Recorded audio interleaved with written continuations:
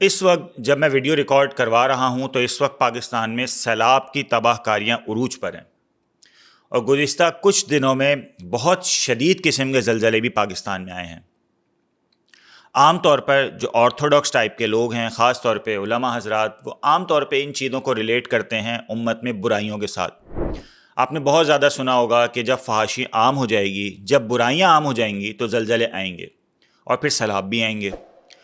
جب میں نے اس حوالے سے مختلف احادیث کا مطالعہ کیا تو واقعی مجھے احادیث ملیں کہ نبی کریم صلی اللہ تعالیٰ علیہ وآلہ وسلم نے ارشاد فرمایا کہ جب امت میں بدکاری عام ہو جائے گی تو مصیبتیں اور آفات آئیں گی، پریشانیاں آئیں گی۔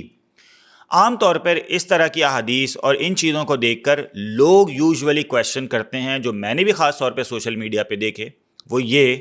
کہ اگر یہ زلزلے، یہ سیلاب، یہ تباہ کاریاں فحاشی کی وجہ سے آتی ہیں، بدکاریوں کی وجہ سے آتی ہیں، تو یہ زلزلے، یہ سیلاب یورپین کنٹریز میں کیوں نہیں آتے؟ یو ایس میں کیوں نہیں آتے؟ ان کنٹریز میں کیوں نہیں آتے جو ڈیولپ کنٹریز ہیں؟ وہاں فحاشی بھی ہے، وہاں ہمارے لحاظ سے بدکاری بھی بہت ہوتی ہے، لیکن وہ بہت ڈیولپ کنٹریز ہیں اور وہاں پر اس طرح کی تباہ کاریاں اور آفات کیوں نہیں آتی؟ تو اس کا جواب دینے کے لیے میں نے سوچا کہ میں ایک ویڈیو ہی ریکارڈ کروا دوں اور خاص طور پر قرآنی آیات اور احادیث سے اس پر روشنی ڈال دوں کہ دراصل کیا تمام آفات اور تمام پریشانیاں برائیوں ہی کی وجہ سے آتی ہیں یا نہیں۔ اگر ہم آفات اور بلیات اور پریشانیوں کا ذکر کریں تو خاص طور پر جو پچھلی قومیں جیسے قوم نوح، قوم عاد اور قوم سمود، یہ تباہی اسی وجہ سے ہوئیں کہ ان کی قوموں میں بہت بڑی بڑی برائیاں پھیل گئی تھیں۔ کوئی قوم ایسی تھی کہ جس نے کم تولنے کا وتیرہ اپنا لیا تھا، کوئی قوم ایسی تھی جو ہم جنس پرستی میں ملوث تھی، کچھ قومیں ایسی تھیں جنہوں نے اپنے اپنے بت بنا لیے تھے، اور اس بیس پر اللہ تعالیٰ نے مختلف اقوام پر مختلف عذاب نازل کیے۔ تو اس کا مطلب یہ ہے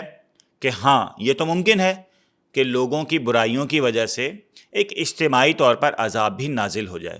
لیکن یہ ضروری نہیں کہ جتنی قدرت یا آفات ہم پر آ رہی ہیں وہ تمام کی تمام مصیبتیں ہمارے گناہوں کی وجہ سے ہی آ رہی ہیں۔ اس حوالے سے اگر ہم مختلف قرآنی آیات کا مطالعہ کریں تو ہمیں الگ الگ طرح کی قرآنی آیات ملتی ہیں۔ جس طرح کہ ایک قرآنی آیت ہے، اللہ تعالیٰ ارشاد فرما رہے ہیں کہ ما اصابکم من مصیبت فبما کسبت ایدیکم، کہ تم پر کوئی بھی مصیبت جب آتی ہے تو وہ اسی وجہ سے آتی ہے جو تم نے اعمال کر رکھے ہوتے ہیں۔ اب اس سے تو یہ پتہ چل رہا ہے کہ جو بھی مصیبتیں آ رہی ہیں وہ اعمال کی وجہ سے آ رہی ہیں، لیکن آگے اللہ تعالیٰ خود کہہ رہے ہیں کہ وَيَعْفُو عَنْ كَثِيرٍ، بہت سوں کو تو وہ معاف بھی کر دیتا ہے۔ تو اس کا مطلب یہ ضروری نہیں کہ اللہ ہر گناہ پہ پکڑ لیتا ہے، بلکہ بہت سارے گناہ تو اللہ معاف بھی کر دیتا ہے۔ اسی طرح قرآن میں سورہ سجدہ کی آیت نمبر 21 میں اللہ تعالیٰ ارشاد فرما رہے ہیں کہ وَلَنُذِيقَنَّهُم مِّنَ الْعَذَابِ الْأَدْنَىٰ دُونَ الْعَذَابِ الْأَكْبَرِ لَعَلَّهُمْ يَرْجِعُونَ، کہ ہم ضرور بضرور ان کو چکھائیں گے چھوٹے عذابوں کا مزہ بڑے عذاب سے پہلے، تاکہ وہ رجوع کریں، تاکہ وہ پلٹ آئیں۔ تو اس سے تو بڑی کلیئر گائیڈنس مل رہی ہے کہ اگر اللہ تعالیٰ ہمارے اوپر کوئی آفات نازل کرتے ہیں تو وہ اس لیے کرتے ہیں تاکہ ہم اللہ کی طرف رجوع کریں اور وہ برائیاں جو ہم نے اپنا رکھی ہیں ان کو چھوڑ دیں۔ اسی طرح اگر ہم ایک اور قرآنی آیت کا مطالعہ کریں تو اس میں اللہ تعالیٰ ارشاد فرما رہے ہیں وَلَنَبْلُوَنَّكُمْ بِشَيْءٍ مِّنَ الْخَوْفِ وَالْجُوعِ وَنَقْصٍ مِّنَ الْأَمْوَالِ وَالْأَنفُسِ وَالثَّمَرَاتِ وَبَشِّرِ الصَّابِرِينَ۔ اس آیت کا اگر مفہوم دیکھیں تو ہمیں یہاں پہ کلیئرلی واضح ہو جاتا ہے کہ اللہ تعالیٰ کہہ رہے ہیں کہ ہم تمہیں ضرور بضرور آزمائیں گے، خوف کے ذریعے سے بھی، بھوک کے ذریعے سے بھی، تمہاری جانوں میں کمی کر کے بھی، اور تمہارے مالوں میں کمی کر کے بھی۔ تو اس سے یہ پتہ چل رہا ہے کہ اللہ تعالیٰ کبھی کبھی یہ آزمائشیں اور کبھی کبھی یہ آفات ہمیں آزمانے کے لیے بھی دیتے ہیں، تاکہ ہم دیکھیں، تاکہ اللہ تعالیٰ ہمیں یہ بتا دیں کہ ہم اللہ تعالیٰ سے کتنے کلوز ہیں، اور ان آفات کے بعد، ان پریشانیوں کے بعد ہم اللہ کی طرف کتنا رجوع کرتے ہیں اور ہم کتنا اس کی طرف دوڑتے ہوئے جاتے ہیں۔ کیونکہ یہ بات سمجھ لیجئے کہ یہ آفات سم ٹائمز صرف گناہوں کی وجہ سے نہیں ہوتی، بلکہ یہ آپ کو آزمانے کے لیے بھی ہوتی ہیں، اور بلکہ میں تو یہ کہوں گا کہ یہ نیچرل چیزیں جیسا کہ زلزلے یا سیلاب وغیرہ، یہ اللہ تعالیٰ کا طریقہ ہے کہ اللہ تعالیٰ مختلف قوموں پر مختلف وجوہات کی بنا پر بھیجتے ہیں۔ اب جیسے اگزامپل لے لیجئے کہ کیا زلزلے چاند پر نہیں آتے؟ کیا زلزلے دوسرے پلانٹس پر نہیں آتے؟ وہاں پہ کون سے گناہ ہو رہے ہیں؟ وہاں پہ کون سی مخلوقات موجود ہیں جن کو عذاب دینے کے لیے اللہ تعالیٰ وہاں پر زلزلے بھیجتے ہیں؟ یہ نیچرل چیزیں ہیں، اور زمین پر رہنے والوں کے لیے بھی جب یہ زلزلے آتے ہیں تو ضروری نہیں ہے کہ ان کے گناہوں کی وجہ سے آئیں. سم ٹائمز ایسا بھی ہوتا ہے کہ ان کو آزمانے کے لیے آتے ہیں, اور سم ٹائمز ایسا ہوتا ہے کہ ایک نیچرل ڈیزاسٹر کچھ ایسے ریزنز کی وجہ سے آتا ہے جو مس مینجمنٹ ہوتی ہیں. جیسے فار ایگزامپل, اگر آپ دریاؤں کے راستے میں گھر بنا لیں گے,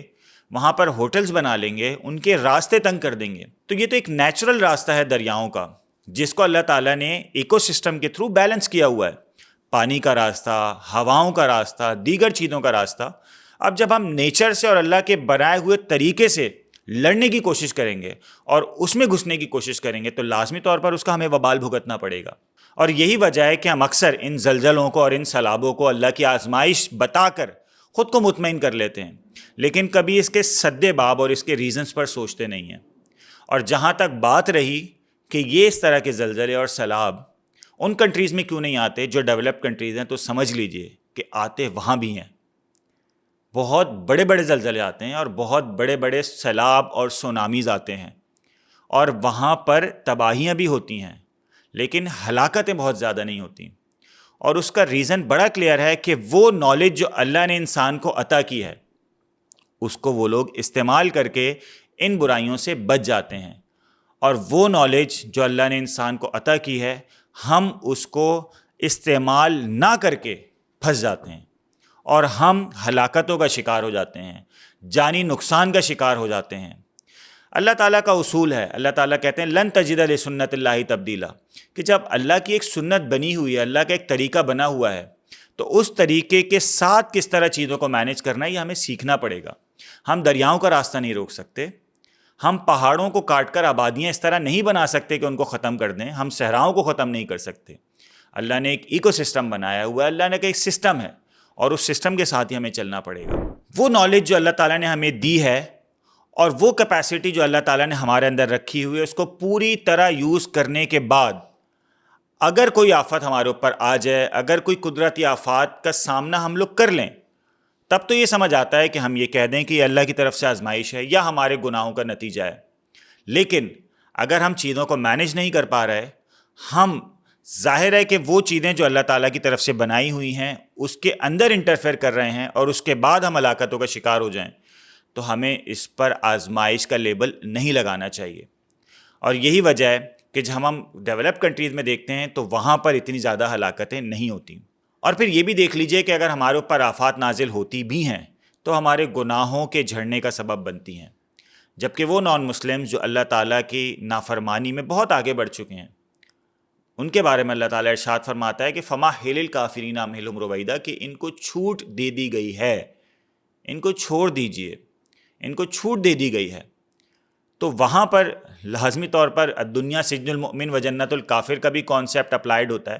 کہ جس میں نبی کریم صلی اللہ تعالیٰ علیہ وسلم نے ارشاد فرمایا کہ دنیا مومن کے لیے قید خانہ ہے جبکہ کافر کے لیے جنت ہے. تو اس کیس میں اگر ہمیں قدرتی آفات کا سامنا کرنا پڑ رہا ہے تو ہمیں لازمی طور پر 2 اسٹیپس اٹھانے چاہیے. پہلا اسٹیپ تو یہ کہ ہمیں اللہ کی طرف رجوع کرنا چاہیے, اور دوسرا اسٹیپ یہ کہ ہمیں ان آفات کے سد باب کی کوششیں کرنی چاہیے کہ وہ آفات کیوں آئیں, کہیں ہماری طرف سے تو مس مینجمنٹ نہیں ہے, اگر کہیں مس مینجمنٹ ہے تو کوشش کرنی چاہیے کہ اس کو درست کیا جائے, اور اگر اس کے باوجود یہ آفات آ جائیں تو لازمی طور پر ہمیں یہ سمجھ لینا چاہیے کہ اللہ تعالیٰ نے ہمارے اوپر یہ آفات کسی اور ریزن کی وجہ سے بھیجی ہوں گی. دوسری چیز یہ ہے کہ اگر ایسے کنٹریز میں جو ڈیولپ کنٹریز میں ایسی آفات آ رہی ہیں اور وہ نقصان نہیں ہو رہا جو ہمارا ہو رہا ہے, تو اس بات کو بھی سمجھ لینا چاہیے کہ ان کو اللہ کی طرف سے دی گئی چھوٹ میں یہ چیز بھی شامل ہے کہ وہ لوگ ایک پرتعیش زندگی گزاریں گے. میرے خیال میں یہ چیز کلیئر ہو گئی ہوگی. انشاءاللہ نیکسٹ ویڈیو میں پھر کسی اور ٹاپک پہ بات کریں گے. تب تک کے لیے مجھے اجازت دیجیے. اللہ حافظ.